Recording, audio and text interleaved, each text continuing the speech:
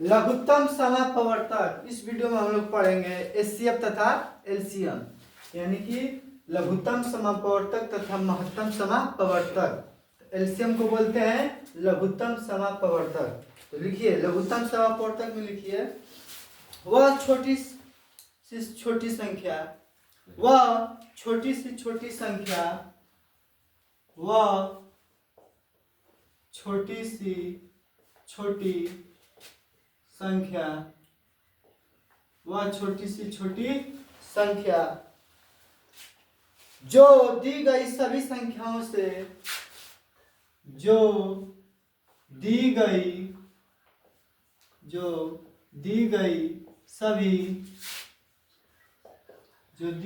सभी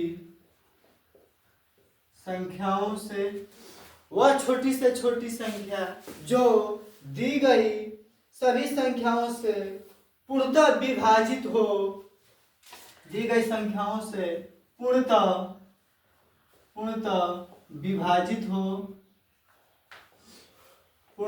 विभाजित हो, उसे लघुत्तम समापवर्तक कहते हैं। उसे लघुत्तम समापवर्तक कहते हैं। उसे लघुत्तम समापवर्तक कहते हैं। यानी इसको शॉर्टकट में क्या बोलता है? एलसीएम। लघुत्तम समापवर्तक को शॉर्टकट में क्या बोलेंगे? एलसीएम। क्लास 10th स्टार्ट है। एक वीडियो बन चुका है, दूसरा वीडियो एचसीएफ एलसीएम पर 2 और वीडियो बनेगा। जैसे एग्जाम्पल 2, 5, 10। इसका हमको बतलाना है एलसीएम क्या होगा। बिना कॉपी पेन उठाए हम इसको बस देखते बताएंगे एलसीएम क्या होगा। इसको ही नहीं कि तो बचपन वाला से नहीं निकालना है, इस तरह से करके नहीं, उसको बस देखते हैं उसका एलसीएम क्या होगा। इस वीडियो में हम देखेंगे 2, 5 और 10 इस तरह से निकालेंगे तो टाइम जाएगा। ये सब बचपन, अब आप आते 10 क्लास में तो बिना कॉपी पेन उठाए एलसीएम निकालेंगे। इससे क्या होगा कि आपका समय का बचत होगा और सवाल जल्दी से जल्दी बनेगी। तो देखिए इस तरह से हम नहीं निकालेंगे एलसीएम। हमने क्या बताया कि वह छोटी से छोटी संख्या, वह छोटी से छोटी संख्या जो दी गई सभी संख्याओं से पूर्णतः विभाजित हो। ये बताइए कि सबसे छोटी संख्या क्या है? मान लीजिए 2 है। क्या है? 2 है। और सबसे बड़ी संख्या क्या है? 10 है। तो इसमें आपको पकड़ना है 10 को। किसको पकड़ना है? 10 को, जो बड़ी संख्या है। इसमें बड़ी संख्या क्या है? 10 है। अब आप चेक कीजिए कि 2 से कट रहा है कि नहीं? 10 कट रहा है। और 5 से कट रहा है कि नहीं? 10 कट रहा है। जब कट रहा है तो इसका एलसीएम क्या हो जाएगा? 10। एलसीएम क्या हो जाएगा? 10। और एग्जांपल के उसमें लिखिए, जैसे 3 हो गया, 4 हो गया, 6 हो गया। इसका एलसीएम क्या होगा? इसका एलसीएम क्या होगा? इसमें से ही बताइए कि सबसे बड़ा कौन है? 6। सबसे बड़ा कौन है? 6। तो आप 6 पकड़िएगा तो 6 3 से कट जाएगा, लेकिन 4 का पारा में 6 आएगा। जब नहीं आएगा तो इसी संख्या का हम 2 गुना करेंगे। इसी संख्या का हम क्या करेंगे? 2 गुना। तो हमारा कितना बन जाएगा? 12। तो 4 का पारा में 12 आ जाएगा, 4 3 12, और 3 का पारा में 12, 3 4 के 12। यानी हमारा एलसीएम क्या हो जाएगा? 12। यानी कि जब उसके टेबल में नहीं आएगा तो उसी संख्या को 2 गुना, फिर 3 गुना, फिर 4 गुना। जब ज्यादा बढ़ जाए तो अपना वो मेथड लगा लीजिएगा।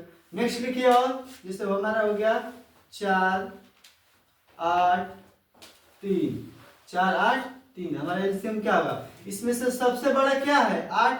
अब 8 से देखिए कि 4 का पारा में आ जाएगा 8, लेकिन 3 का पारा में 8 नहीं आएगा। तो अब 8 का 2 गुना कीजिए, 8 दूना 16, 16 का पारा में भी 3 नहीं आएगा। फिर 8 का 3 गुना कीजिए, 8 ठीक है 24, तो 24 आ जाएगा। हमारे एलसीएम क्या आ जाएगा? 24। यानी ये के बिना पेन उठे नहीं बना सके माइंड में, इसलिए। और लिखे ले नेक्स्ट एग्जांपल 3 4 10। जैसे हो गया 3 4 10। इसका एलसीएम क्या होगा? बोलिए 3 4 10। तो इसमें सबसे बड़ी संख्या है 10, और 10 का पारा में न 3 आएगा न 4 आएगा। तो हमको ऐसा माइंड में सोचना है कि आ जाए। जैसे हम सोचते हैं 30 तो नहीं होगा, चाहे 60 होता है, 60 हो जाएगा 60। इसका एलसीएम क्या आ जाएगा? 60, क्योंकि 4 का पारा में 15 चौके 60, 20 तिहाई 60 और 10 चौके और 10 छके 60, 10 छके 60, इसके एलसीएम क्या आ जाएगा 60। नेक्स्ट लिखिए 2 5 15, 2 5 15, 2 5 15, इसका बताइए एलसीएम। सबसे बड़ा है 15, 15 का पारे में तो 2 नहीं आएगा, तो हम 15 का दुगुना करेंगे, 15 दूना 30, तो हमारा क्या हो जाएगा यहाँ पर 30। तो बोलिए सबके पारे में 30 आ जाएगा, तो हमारा एलसीएम हो जाएगा 30। कोई भी संख्या ले लीजिए 2 4 6 8, इसका एलसीएम क्या होगा, इसका एलसीएम क्या होगा। तो सबसे बड़ा संख्या है 8, 8 का दुगुना कीजिए 16, और 16 का पारे में नहीं आएगा, 6 का पारे में नहीं आएगा 16, 6 का पारे में 16 नहीं आएगा, तब 8 का तिगुना कीजिए 8 लिखे 24, 24 सबके पारे में आ जाएगा, 6 का पारे में 4 का पारे में 2 का पारे में, तो हमारा एलसीएम क्या हो जाएगा 24। तो क्या आप लोग बिना कॉपी पेन के बना लेंगे एलसीएम? दिखाते जैसे मान लो 5 हो गया, 10 हो गया, 15 हो गया, तो इसका एलसीएम क्या होगा। तो सबसे बड़ी संख्या क्या है 15, तो 15 के पारे में 10 के पारे में नहीं 15, तो 15 का हम क्या करेंगे 2 गुना। ओए दिले इधर देखो, 15 का हम क्या करेंगे 2 गुना, तो 15 दूना 30, 15 दूना 30, हमारा एलसीएम क्या आ जाएगा 30, और 30 का पारे में सब आ जाएगा, सॉरी 30 में सब आ जाएगा पारे में। लिखा नेक्स्ट,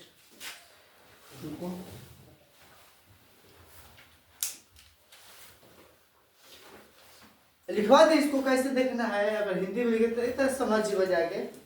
लिखिए नोट, लिखिए नोट, नोट लिखिए नोट, इसको मैं क्या देते हैं नोट लिखिए आप, नोट को ब्लू पेन नोट लिखिए। दो अभाज्य संख्याओं का एलसीएम, दो अभाज्य संख्याओं का एलसीएम, दो अभाज्य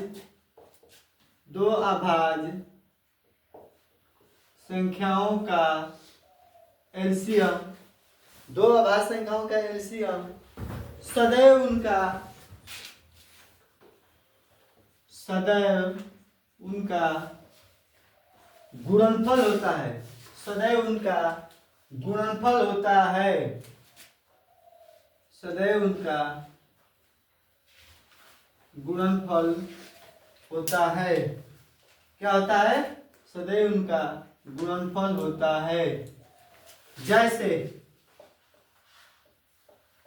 सदैव उनका गुणनफल होता है, यानी दो हमारी अभाज्य संख्या रहेगी, अगर आपसे पूछा जाए उसका एलसीएम क्या होगा, तो दोनों संख्याओं में आप गुणा कर दीजिएगा, उसका एलसीएम निकल के आ जाएगा। जैसे 2 और 3 का एलसीएम क्या होगा, तो बोलिए 2 और 3 दोनों क्या है अभाज्य संख्या, तो इसका एलसीएम क्या होगा दोनों का मल्टीपल, यानी 2 × 3, 2 × 3 यानी 2 × 3 = 6।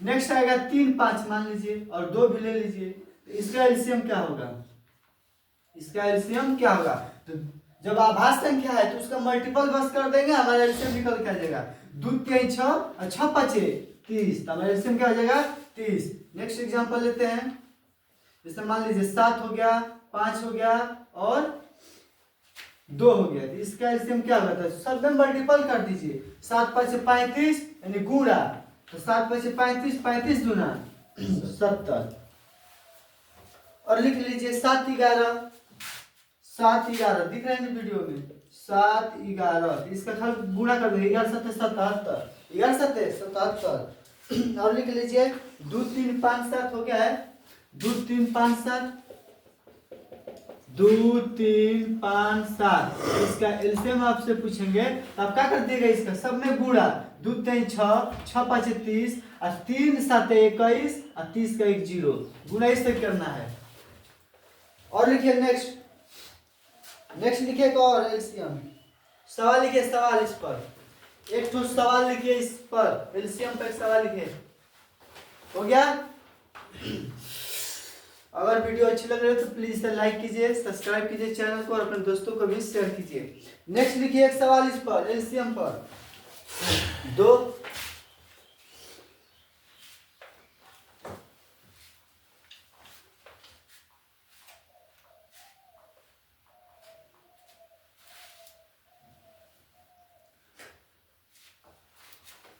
एलसीएम का full form lowest common multiple, lowest common multiple. सवाल लिखेंगे, दो अभाज्य संख्या जिसका एलसीएम, क्वेश्चन लिखेंगे, क्वेश्चन फर्स्ट, दो अभाज्य संख्या, दो अभाज्य संख्या, दो अभाज्य संख्या जिसका एलसीएम, जिसका एलसीएम, दो अभाज्य संख्या जिसका एलसीएम 143 है, एलसीएम जिसका एलसीएम 143 है, 143 है, तो दो अभाज्य संख्या जिनका एलसीएम 143 है, तो संख्या कौन सी होगी, तो संख्या कौन सी होगी, संख्या कौन सी होगी, संख्या कौन सी होगी, संख्या कौन सी होगी, जल्दी से कमेंट कीजिए, उत्तर क्या होगा। हमने बताया ना कि अभाज्य संख्या जो होती है, सॉरी, जो अभाज्य संख्या का एलसीएम होता है उनका क्या होता है, गुणा होता है। अभाज्य संख्या का एलसीएम क्या होता है, गुणा होता है। यानी 143 भी दो संख्या का गुणा ही होगा। कोई 143 को हम तोड़ते हैं, कैसे कटेगा, 11 से, जैसे 11 क्या है, 11 बचेगा कितना इसमें, 3, तो 11 3 33, यानी 13 और 11 का मल्टीपल है। यानी हमारी संख्या क्या क्या हो जाएगी, 11 एंड क्या हो जाएगी, 13। हमने बताया ना कि अभाज्य संख्या जो होती है, दो अभाज्य संख्या है, उनका गुणनफल ही हमारा एलसीएम कहलाता है। तो जो 143 से दो संख्या से गुणा हुई होगी, तो दो संख्या कौन कौन से, 11 और 13, तो दो संख्या क्या होगी, 11 और 13। नेक्स्ट लिखिए, जैसे क्वेश्चन पूछता है कभी कभी कि पहिया वाला से, चक्कर वाला से, जैसे हो गया कि कोई व्यक्ति यहाँ से दौड़ना स्टार्ट करता है, मान लीजिए यहाँ से है मुलायम सर, यहाँ से दौड़ना स्टार्ट करते हैं, हमारे पीछे लग गए हैं आलोक कुमार, इसके बाद रोशन कुमार, इसके बाद नीलेश कुमार, सब लग गए हैं। ये भी दौड़ना स्टार्ट करते हैं किस समय, मान लीजिए ये 9 बजे स्टार्ट करते हैं दौड़ना, ये करते हैं 10 बजे, ये करते हैं 8 बजे, ये करते हैं 4 बजे।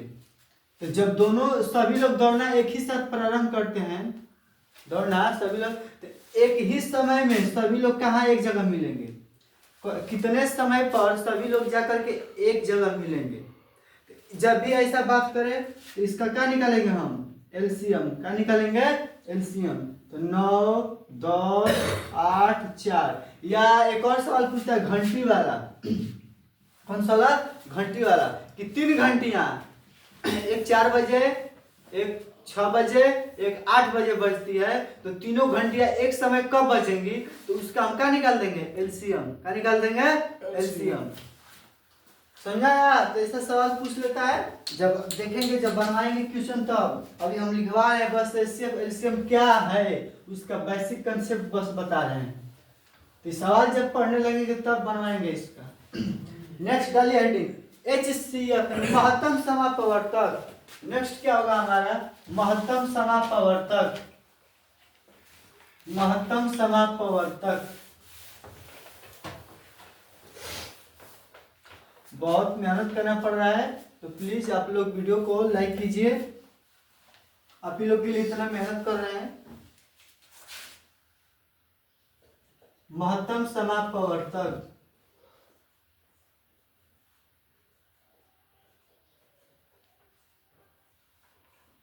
यानी इसको क्या बोलते हैं, हाईएस्ट, हाईएस्ट कॉमन,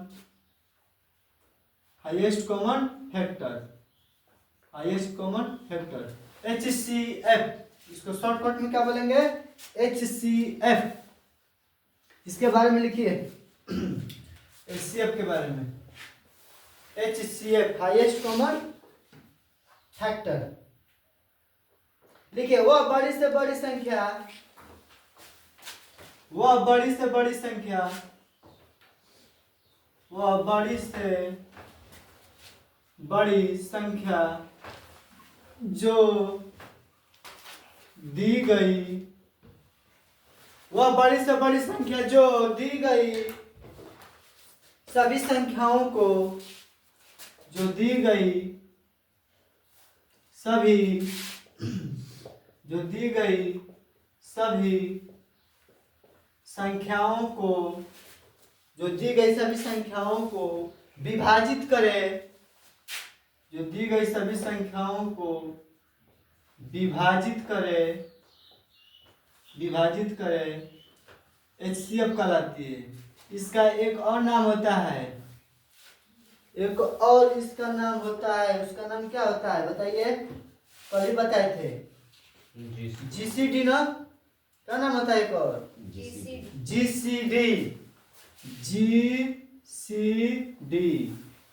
हालांकि ये 10 क्लास में नहीं है यूज, कंपटीशन एग्जाम में इसका यूज है। कभी कभी ऐसे ना दे करके GCD लिख देता है। कहते हैं यानी कि महत्तम समापवर्तक कहते हैं, उसका मतलब शॉर्टकट है।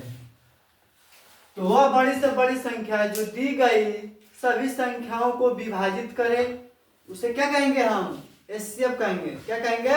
HCF। जैसे लिखिए 5 25, फर्स्ट एग्जाम्पल 5 25 का हमारा HCF क्या होगा?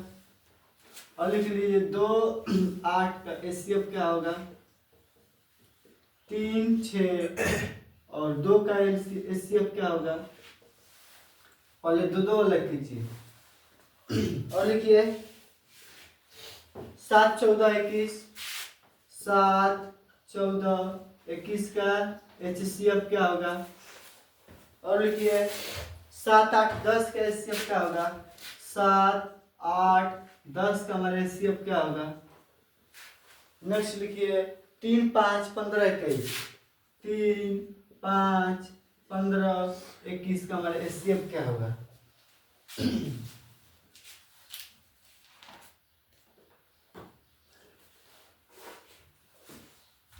इतना बड़ा बड़ा अभी मत बने, अभी छोटा छोटा बने इसलिए इसको बतलाते हैं आगे नेक्स्ट वीडियो में। देखिए 5 25, 5 और 25 हमने क्या बताया? वह बड़ी से बड़ी संख्या खोजिए जो दी गई संख्याओं को सबको विभाजित कर दे। तो ये बताइए कि 5 25 में अगर हम 5 को पकड़ते हैं, जैसे उल्टा होता है, जब बड़ी से बड़ी बोला है ना यानी छोटी पकड़िए, और उसमें एल्सियम में था कि वो छोटी से छोटी बोलता था यानी बड़ी पकड़िए वो संख्या। देखिए इसमें 5 को पकड़ेंगे छोटी संख्या को, तो 5 का 25 को विभाजित कर देगा ना। 5 25 का परिमाण जाएगा ना, तो हमारा HCF इसका क्या आ जाएगा? 5 यानी 5। 2 और 8 में देखते हैं तो क्या 2 को 8 विभाजित कर देगा, तो हमारा HCF क्या आ जाएगा? 2। उसके बाद 3 और 6 में 3 के 6 को विभाजित कर देगा, हमारा HCF क्या आ जाएगा? 3। उसके बाद 7 14 को विभाजित कर देगा और 7 21 को भी विभाजित कर देगा, तो हमारे HCF क्या हो जाएगा? 7। बिना पेन को उठाए नेक्स्ट टाइप 1 लिखिए कंसेप्ट में। अब इसका कंसेप्ट बताएंगे, हालांकि निकाले बताएंगे, अभी कंसेप्ट के अनुसार देखते देखते HCF उसका क्या होगा वैसा वाला कंसेप्ट लिखिए। फर्स्ट में लिखिए सर्वप्रथम दी गई संख्या में सबसे बड़ी संख्या को देखते हैं, फिर उसके बाद देखते हैं कि वो बड़ी संख्या अन्य संख्याओं को बेहतर है कि नहीं। नोट लिखिए फर्स्ट में, नोट फर्स्ट नोट लिखिए, नोट जो ऑब्जेक्टिव पूछता है बिहार बोर्ड में हम वही लिखवा रहे हैं। नोट लिखिए, नोट दो आभास संख्याओं का HCF। नोट में फर्स्ट लिखिए 2, एक क्वेश्चन फिक्स है यहां से, 2 अभाज्य संख्याओं का, यहां से एक नंबर फिक्स है बिहार बोर्ड में, तो एक नंबर एकदम क्लियर है, 5-6 नोट है। 2 अभाज्य संख्याओं का मस निकालेंगे तो क्या HCF, सदैव कोई भी अभाज्य संख्या हो 2 उसका HCF सदैव 1 होता है। कितना होता है? 1 होता है। कोई भी हमारी आभाज्य संख्या हो 2 उसका HCF निकालेंगे तो सदा कितना आएगा? 1। चेक कर लीजिएगा, जैसे हो गया 3 5 2 3 11 13 11 59, जो भी 2 आभाज्य संख्या ले लीजिए उसका निकालेंगे HCF तो कितना आएगा? 1। कितना आएगा? 1। कोई भी दो अभाज्य संख्या निकाल के देख लीजिएगा। उसके बाद हम चलते हैं दूसरा नोट पर। दूसरा नोट लिखिए, दो लगातार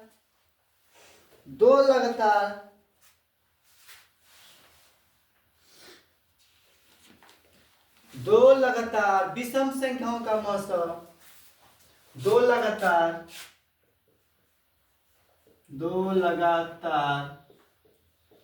विषम संख्याओं का मौसम यानी कहें तो HCF कितना होगा? एक होता है।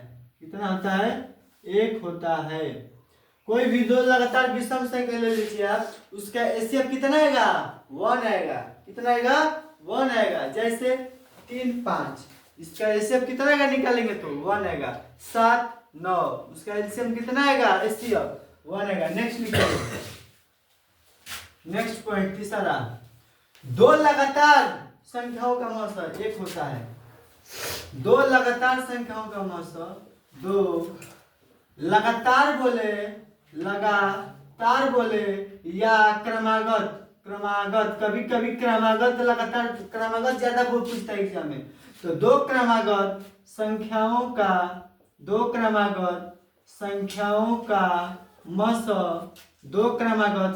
का मौसम यानी HCF एक होता है।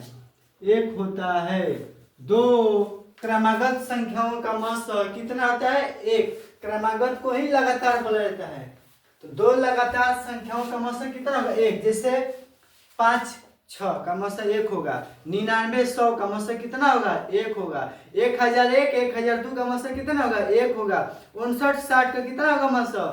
एक होगा। तो कोई भी दो लगातार संख्या हो उसका हमारा HCF कितना होगा? एक होगा।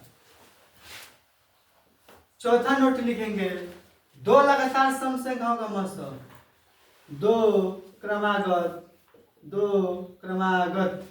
संख्याओं का, दो क्रमागत सम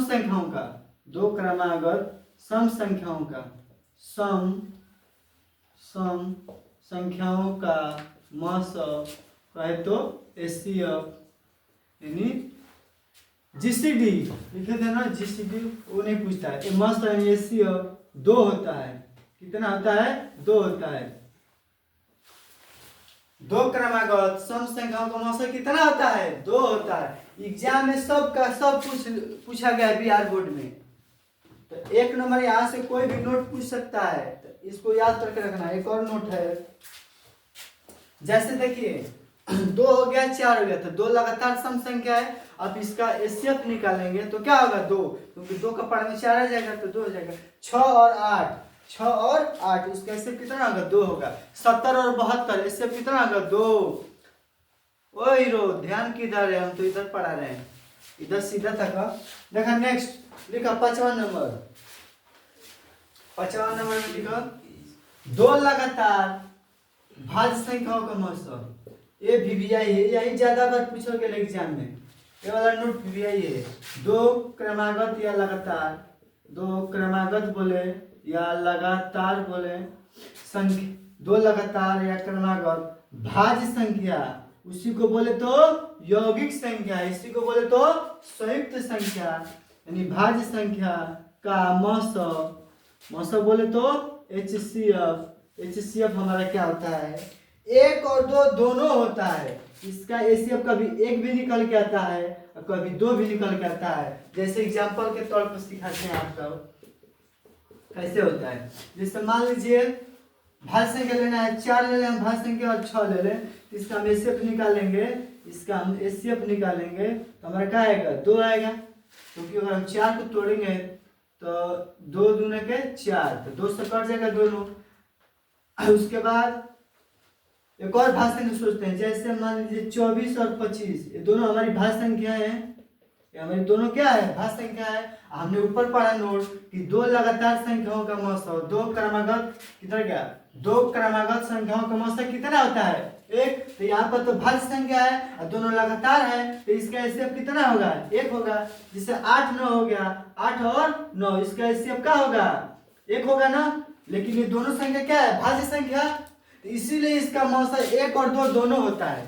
तो भाज्य संख्या का मौसम एक और दो दोनों होता है, क्योंकि जैसे हम मान लीजिए 16 ले लिया और 18 ले लिए, 16 लिया और 18, इसका एचसीएफ निकालेंगे तो 2 आएगा। लेकिन वही अगर हम 25 26 ले लें, 27 28 ले लें, उसका मसा क्या आएगा 1। इसीलिए हमारी भाज्य संख्या का मसा 1 और 2 दोनों होता है, इसलिए एग्जाम में ज्यादा बार पूछा गया है। नीचे दिख रहा है कि नहीं वीडियो में?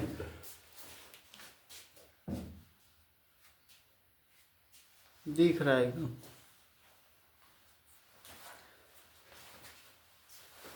समझ में आ गया ना? नेक्स्ट लिखिए, नेक्स्ट फॉर्मूला, एक फॉर्मूला लिखिए मस्त पर। ए नोट याद कर लेना, कितना नोट है 5 नोट, कितना है 5, पांचों नोट में से एक नोट पूछ सकता है। जरूरी नहीं कि पूछबे करेगा, लेकिन पूछेगा, इसलिए ना हम लोग पढ़ते हैं कि कहाँ से ही पूछे। अब तो एग्जामिनर के ऊपर ना है कौन सा क्वेश्चन क्या करेगा डालेगा, लेकिन हमको तो पढ़ना सब कुछ है नॉलेज के लिए अपना। मंजिल मिले या ना मिले ये तो मुकद्दर की बात है, मंजिल मिले या ना मिले ये तो मुकद्दर की बात है, हम कोशिश ही ना करें ये तो गलत बात है। आप कोशिश कीजिए, आपको 450 नंबर आए या न आए, आप बिहार टॉपर आए या न आए, आप कोशिश तो कीजिए बिहार टॉपर बनने का, तो कोशिश जारी रहे। ये तो मुकद्दर की बात है हम बिहार टॉपर आएंगे कि नहीं आएंगे, बस आपको कोशिश करते रहना है, एकदम अपने 100% झोंकना है पढ़ाई में, मतलब पढ़िए मत कीजिए, पढ़ाई करो तो एकदम 100%, देखे वाला देखते रह जाए कि पढ़ने वाला है। इस लिखिए, दो संख्याओं का गुणनफल बराबर, इसका सूत्र लिखिए फर्स्ट, इस पर सवाल कहां से उड़ेगा, यही से उड़ेगा। दो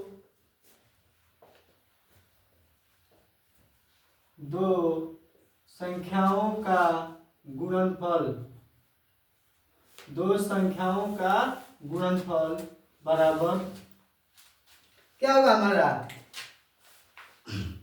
मस गुणे लस, मस गुणे लस।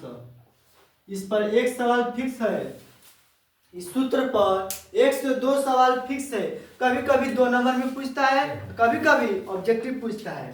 तो दो संख्याओं का गुणनफल बराबर मसा गुणे लस। अगर इसको हम इंग्लिश में लिखते हैं तो first number multiple second number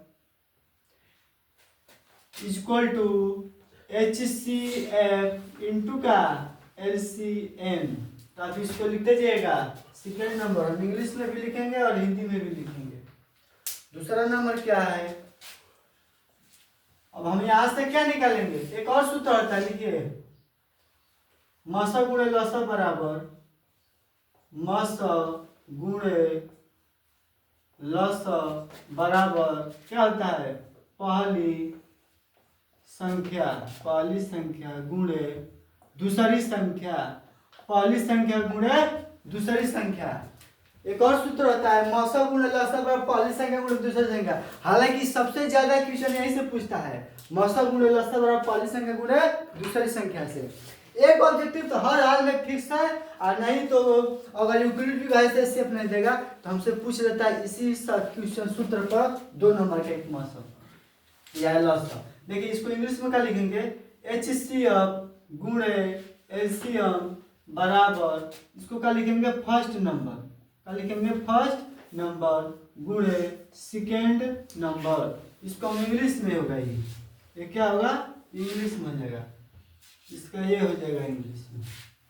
next क्या लिखेंगे तीसरा में, यहाँ से हम निकालेंगे मसा बराबर क्या होगा, चलिए हम इंग्लिश से लिखते हैं, कितना हिंदी याद करेंगे, क्या लिखिए ना हिंदी, मसा बराबर क्या हो जाएगा हमारी पहली संख्या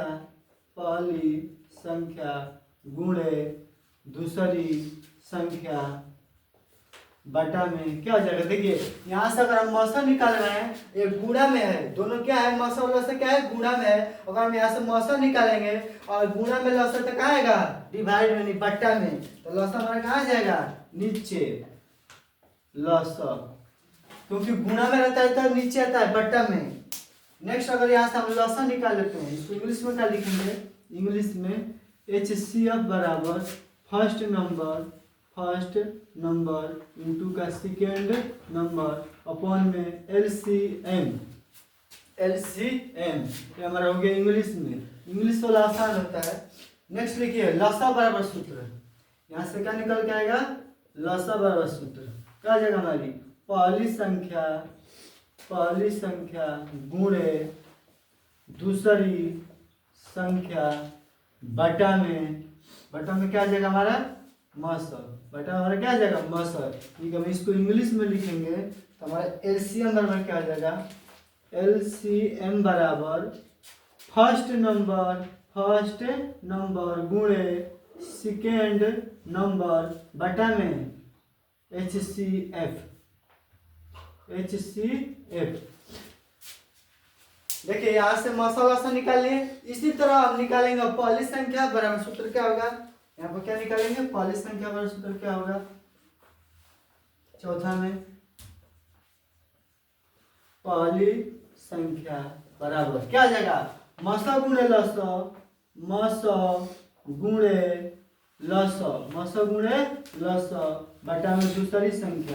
बटा में दूसरी संख्या यानी इसको लिखेंगे हम इंग्लिश में first number equal to HCF गुणे LCM बटा में सेकेंड नंबर, बटा में क्या आ जाएगा सेकेंड नंबर। नेक्स्ट क्या लिखेंगे पांचवा में, जो इंग्लिश में लिख रहे हैं ना 5 नंबर में देखिए,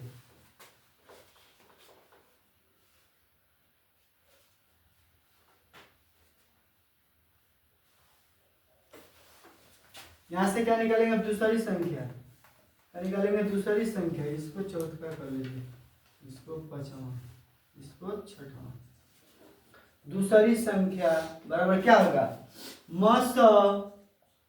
मस गुणे लस बटा में क्या जाएगा पहली संख्या, बटा में क्या जाएगा पहली संख्या।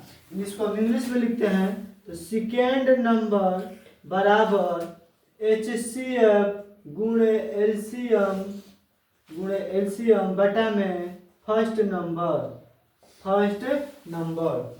दिख रहा है कि नहीं वीडियो में नीचे दिख रहा है ना, कम दिख रहा है, देखिए कर देते हैं आपको। तो हमारा क्या आ जाएगा सूत्र, 6 सूत्र निकल के आ गया।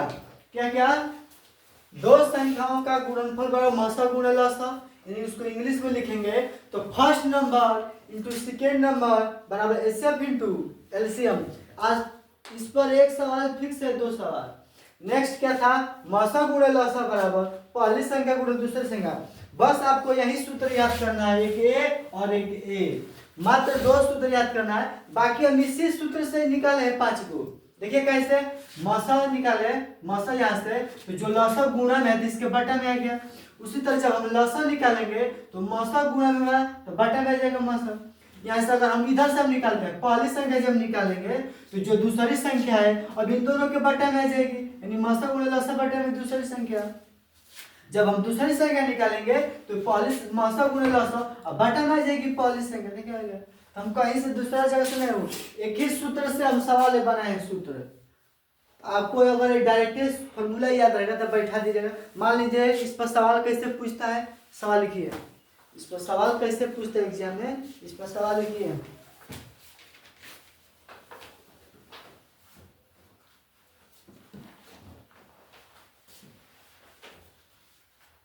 इस पर सवाल कैसे पूछता है, सवाल लिखिए दो संख्याओं का गुणनफल। इस पर सवाल लिखिए, दो संख्याओं का गुणनफल 6760 है। लिख देते हैं बोर्ड पर।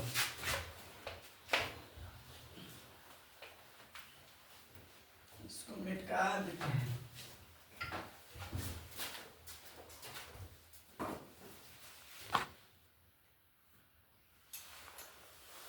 क्वेश्चन है दो संख्याओं का गुणनफल 6760 है तथा उनका एलसीएम 13 है तो एलसीएम क्या होगा। एक सवाल ऐसे पूछता है यानी हमको क्या दिया है दो संख्याओं का गुणनफल। तो सबसे पहले हम लिखेंगे गिवन दैट यानी दिया गया है दिया गया है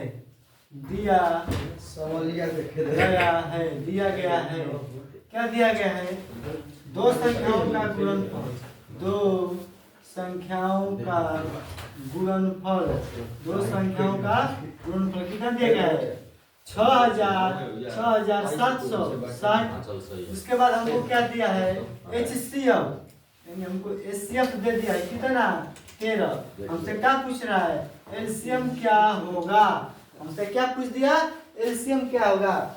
सवाल गलत कब नहीं होगा जब पहले सबसे पहले क्या करेंगे आप लोग उसको पहले पढ़िए उसके बाद उसमें क्या दिया गया उसको लिख दीजिए। तो आपको दिया गया है दो संख्याओं का गुणनफल कितना दिया गया है आपस में बातचीत कम 6760। उसके बाद हमको दिया गया एचसीएफ कितना 13। उसके बाद हमको क्या निकालना है एलसीएम। तो हमने पढ़ा सूत्र दो संख्याओं का गुणनफल बराबर हमने सूत्र क्या पढ़ा था अभी सूत्र दो संख्याओं का गुणनफल बराबर दो संख्याओं का पहले ना बातचीत नहीं करेंगे।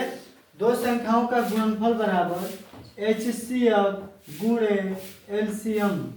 तो देखिए यहाँ पर दो संख्याओं का गुणनफल की जगह पर दिया है आपको 6760 बराबर हमको एलसीएम दिया कितना 13। हमको क्या निकालना है एलसीएम।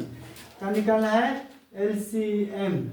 देखिए 13 का पारा नहीं कट रहा कि कटे तो 13 पचे 65 13 पचे 65 कितना बचेगा दो हमारा हो जाएगा 26 इसमें दो बचेगा तो हमारा हो जाएगा 26 13 दूना 26 और 0 बच गया यानी हमारा एलसीएम कितना आ गया 520।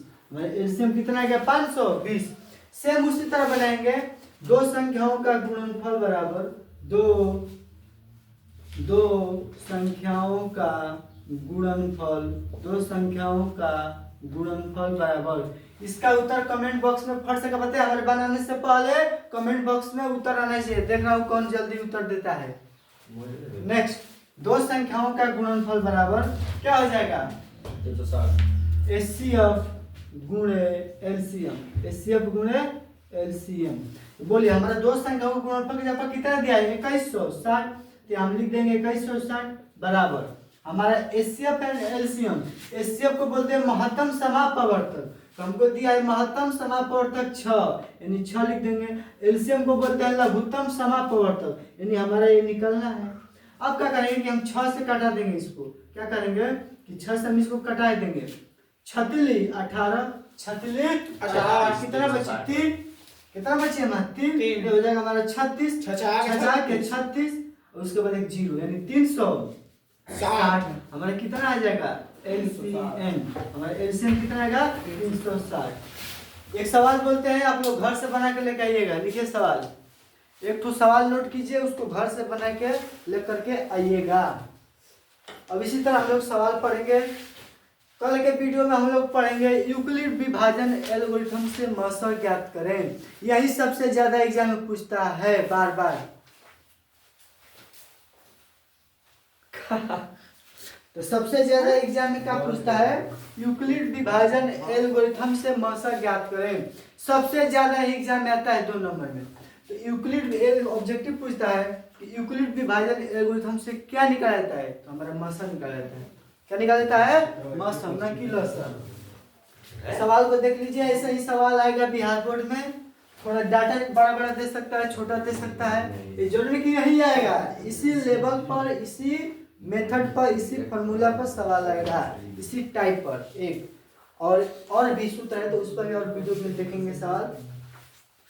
वीडियो लंबी हो जाए इसलिए जैसे हर सवाल और भी।